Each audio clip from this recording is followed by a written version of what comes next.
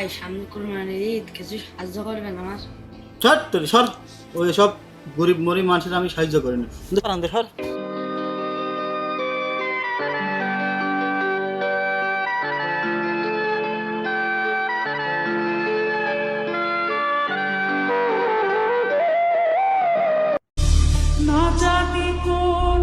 ভাই 30 প্লেট খিচুড়ি আর 30 প্লেট মাংস পাঠাই দিবেন, সমস্যা নেই, ব্যস্ত আছি। ভাই আপনার হাতে প্লেটের বালতি, বুঝলাম না তো বিষয়টা।